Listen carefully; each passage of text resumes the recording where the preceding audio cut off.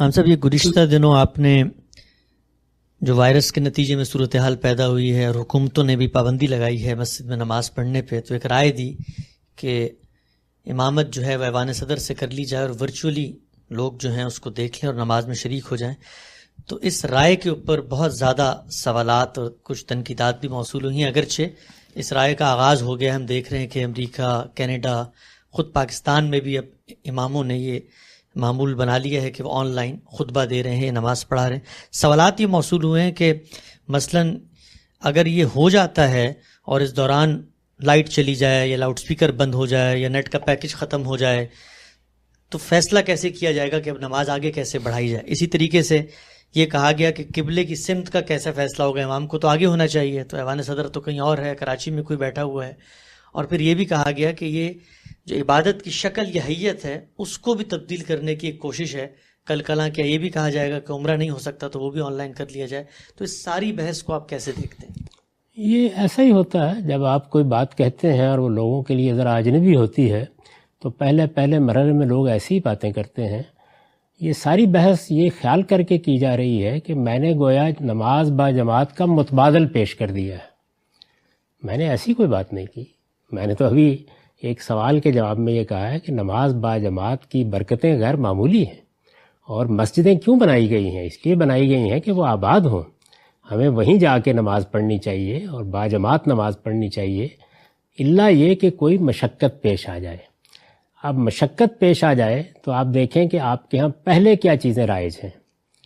پہلی چیز یہ ہے کہ آپ معبد میں نہیں جا سکتے، مسجد دور ہے، تو آپ جہاں 4 آدمی اکٹھے ہیں جماعت کرا لیں.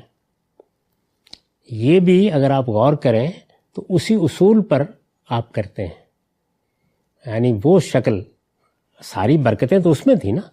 آپ مسجد میں جائیں، ایک جگہ آپ نے متعین کی ہے لیکن آپ پڑھ لیں. اچھا 2-4 لوگ بھی نہیں ہیں کہ جن کی جماعت کرائی جا سکے تو پھر آپ تنہا پڑھتے ہیں. تو تحمل نہیں ہو سکتا اس مشقت کا تو آپ دوسرے دائرے میں چلے جاتے ہیں. اب یہ جتنے سوالات اس معاملے میں کیے جا رہے ہیں ذرا غور فرمائیے، سارے سوالات تیمم پہ پیدا ہوتے ہیں. یعنی ایسا تو نہیں ہو جائے گا کہ جب اللہ تعالیٰ نے تیمم کی اجازت دی ہے تو لوگ وضو کرنا ہی بھول جائیں گے.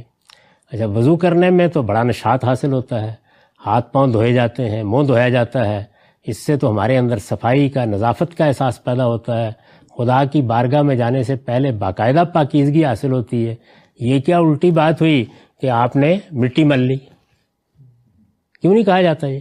اس کی وجہ یہ ہے کہ جو بات میں نے کہی ہے وہ غیر معمولی حالات کے لیے کہی ہے. یعنی اگر ایسی صورت پیش آ گئی ہے کہ جس میں اب معبد بند ہو گئے، آپ دیکھیں حرمین بند کر دیے گئے ہیں، یہ معمولی حادثہ نہیں ہے. مسجدیں بند ہو گئی ہیں. ہمارے ملک میں یہ بحث جاری ہے، باقی دنیا میں بند ہو گئیں.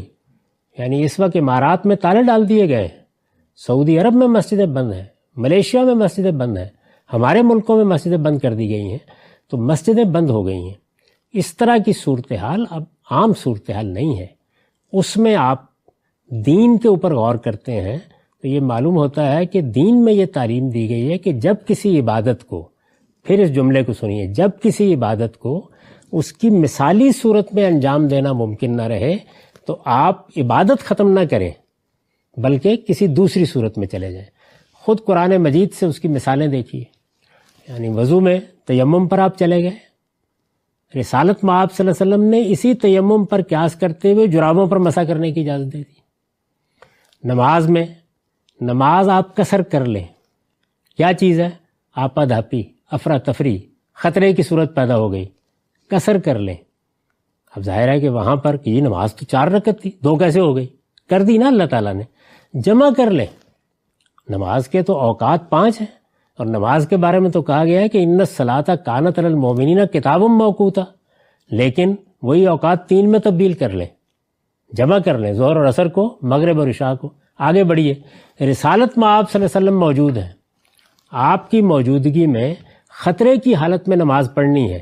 ذرا اس کا طریقہ ملاحظہ کیجئے جو قرآن مجید نے بیان کیا ہے. یعنی میں ایک سادہ سا سوال کر سکتا ہوں کہ اللہ تعالیٰ اگر پیغمبر سے یہ کہتے کہ کوئی بات نہیں، آپ اللہ کے پیغمبر ہیں، خطرے کی حالت میں آپ 4 رکعتیں پڑھ لیا کریں، 2 ایک لشکر کے حصے کو پڑھا دیں، 2 ایک کو. یہ کتنا سادہ حل لگتا ہے. نہیں کہا. یہ کہا آپ بھی 2 ہی پڑھیں گے، یعنی جو رعایت باقیوں کو دی گئی ہے چونکہ خطرے کی صورتحال ہے آپ کو ہی ملنی چاہیے، لیکن آپ کی موجودگی میں چونکہ کسی اور امام کے پیچھے لوگ نماز پڑھنا پسند نہیں کریں گے، تو آپ ذرا نماز کی حیثیت دیکھیے کیا بنا دی اللہ تعالیٰ نے.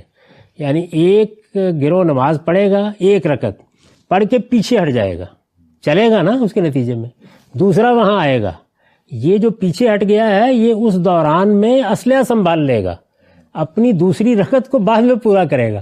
ذرا ملاحظہ فرمائیے، یعنی آپ کی جو فقاہت مآب لوگ جو باتیں کر رہے ہیں ذرا اس کو دیکھیے کہ کیا حیثیت ہے اس کی. تو میں نے جو گزارش کی ہے وہ یہ گزارش کی ہے. اچھا پھر یہی نہیں رکے اللہ تعالیٰ، آپ پھر سورہ بقرہ میں چلے جائیے، وہاں کیا کہا کہ اگر خطرے کی ایسی صورت پیدا ہو گئی ہے کہ نہ آپ جماعت کرا سکتے ہیں، نہ نیچے اتر سکتے ہیں، نہ کھڑے ہو سکتے ہیں، تو فرجالن اور رکبانا، پیدل چلتے ہوئے پڑھ لیں، سواری پر بیٹھے ہوئے پڑھ لیں. اب مجھے بتائیں سواری پر بیٹھے ہوئے اب میں سوالات کرنا شروع کروں جو آپ کر رہے ہیں مجھ سے، یعنی سجدہ فرض تھا ہوگا، آپ کی فقہ میں فرض تھا نا، اچھا رکوع فرض تھا ہوگا، قیام تھا سواری پر بیٹھے ہوئے، قیام فرمائیں گے اونٹ پر کھڑے ہو جائیں گے. تو سوچیں ذرا کہ یہ کیا بات ہے. جس وقت آپ دوسری قبلے کی تعین کیا ہوگی، خود رسالت مآب صلی اللہ علیہ وسلم کے بارے میں یہ معلوم ہے کہ جب سواری پر نماز پڑھتے تھے تو ایک مرتبہ قبلہ رخ ہو کے نماز شروع کر لیتے تھے، اس کے بعد جدھر بھی سواری جا رہی ہے. اس سے سبق دیا گیا ہمیں کہ عبادت کو، یعنی عبادات جتنی ہیں، روزے کو دیکھ لیں. اب میں سوال کروں اس معاملے میں کہ اللہ تعالیٰ نے جب یہ کہا کہ دوسرے دنوں میں روزے پورے کر لیں، رمضان کہاں گیا، اس کی برکتیں کہاں گئیں، اللہ کے قرآن کے نزول کا مہینہ کدھر گیا. اچھا مزید دیکھیے، اگر آپ اس کے بعد بھی رکھنے کی پوزیشن میں نہیں ہے تو کیا کریں، ایک مسکین کو کھانا کھلا دیں. ایک مسکین کو کھانا کھلانے سے بھوکے آپ کیسے رہیں گے، بیوی سے کیسے اجتناب کریں گے.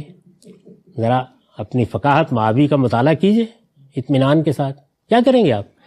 تو اسی طریقے سے جس وقت آپ کے اوپر یہ اب افتاد آ پڑی ہے، ایک بلائے بے درما ہے، جس طرح کی صورت بن گئی ہے، اور میں آپ سے عرض کروں کہ زیادہ دن نہیں گزریں گے جب لوگوں کو اس کی اہمیت کا احساس ہوگا جو بات میں نے کہی ہے، اور وہ باقی معاملات میں بھی اسی اصول پر غور کرنا شروع کر دیں گے کہ اللہ نے ایک بڑی نعمت پیدا کی ہے.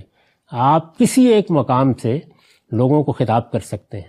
خطبہ دینا شروع کر دیا نا، بہت سے علماء نے اعلان کر دیا ہے کہ ہم اپنی اپنی مسجد سے خطبہ دیں گے، آپ اپنے گھر میں نماز پڑھ لیں. تو اس میں کم سے کم کیا چیز حاصل ہوگی، وہ یہ ہے کہ میرا یہ احساس کہ میں پوری امت کے ساتھ یا اپنی پوری کمیونٹی کے ساتھ یا اپنی مسجد کے سارے نمازیوں کے ساتھ اس مجبوری کی حالت میں گھر سے شریک ہو گیا ہوں. تو ایک ہے عملاً جمع ہونا. بہت سے لوگوں کو میں نے دیکھا کہ وہ یہ کہہ رہے ہیں کہ جی نماز کی حقیقت تو وہ اجتماعیت ہے. بھائی وہ اجتماعیت نہیں حاصل ہو رہی نا، اس وقت نہیں حاصل ہو رہی، تو کم سے کم اس کا احساس تو حاصل ہو جائے گا. میری طرف سے ایک نفسیاتی سی چیز کہ ٹھیک ہے جی میں سب کے ساتھ شریک ہوں. آپ ذرا کر کے دیکھیے، پھر آپ کو اندازہ ہوگا کہ اس سے کتنی بڑی نعمت حاصل ہوتی ہے. تو اس وجہ سے جتنے سوالات کیے گئے ہیں یہ اس سے متعلق نہیں ہے. پہلی بات تو یہ ہے کہ جس وقت ایک جگہ نماز پڑھی جائے گی تو سب قبلہ رخ ہوں گے، اس لیے یہ سوال ہی نہیں پیدا ہوتا کون آگے ہے اور کون پیچھے ہے. ہر ایک اپنی جگہ پر قبلہ طرف بو کر کے نماز پڑھ رہا ہے. آپ بیت الحرام میں کیا کرتے ہیں، یعنی امام ایک جانب کھڑا ہوتا ہے اور آپ چاروں طرف نماز پڑھ رہے ہوتے ہیں. ذرا غور فرمائیے. اچھا یہ جو مثالیں دیں یہ ساری کی ساری تو عام زندگی میں بارہا مجھے پیش آئی ہیں. یعنی ایک بڑے مجمع میں نماز پڑھتے ہوئے بجلی چلی گئی، لاؤڈ اسپیکر کی آواز ہی نہیں آ رہی. اچھا آگے پیچھے دیکھ رہے ہیں. ایک مرتبہ یہ ہوا کہ تراویح کی نماز پڑھتے ہوئے رات میں بجلی چلی گئی، وہاں بندہ بھی کوئی نظر نہیں آ رہا تھا تاریک شب میں، وہاں کیا کیا جائے. ظاہر ہے ایسے تمام مواقع میں آپ کیا کرتے ہیں، جو صورت میسر ہوتی ہے، یعنی اگر آواز نہیں آ رہی تو آگے کے لوگوں کو دیکھ لیتے ہیں. اچھا وہ بھی نہیں ہو رہا تو آپ اپنی نماز مکمل کر کے سلام پھیر دیں. تو یہ بات ہے جو کہی گئی ہے. ذرا اطمینان سے جب لوگ غور کریں گے تو ان کی سمجھ میں آ جائے گی. اب بہت سے لوگ خود بیان کر رہے ہیں کہ جی ہمیں فلاں موقع کے اوپر یہ مسئلہ پیش آ گیا، ہم نے یہی کیا تھا. اور میں تو ایسے دسیوں گرانوں کو جانتا ہوں جن کی خواتین کئی برسوں سے میں دیکھ رہا ہوں کہ وہ حرم کی تراویح کے ساتھ گھر میں تراویح پڑھ رہی ہوتی. بہت سی خواتین. حج و عمرے کے معاملے میں، حج و عمروں کے معاملے میں یہ فقاہت نہ فرمائیں، ان کا تعلق اصل میں ایک خاص جگہ سے ہے. یعنی نماز آپ گھر میں پڑھ سکتے ہیں، اجازت دی گئی ہے اس کی.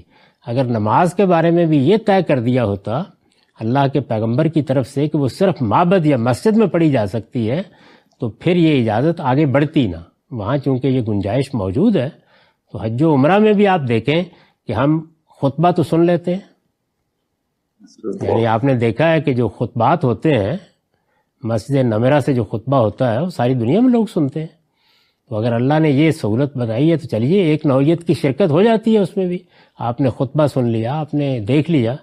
اس سارے معاملے کو قرآن مجید کو جب آپ پڑھیں گے تو یہ معلوم ہو جائے گا کہ عبادات کے معاملے میں اصول کیا ہے کہ اگر آپ اچھی اور مثالی صورت میں تحمل نہیں کر سکتے تو آپ دوسری صورت کی طرف چلے جائیں. یہ اس اصول پر بات کہی ہے میں نے.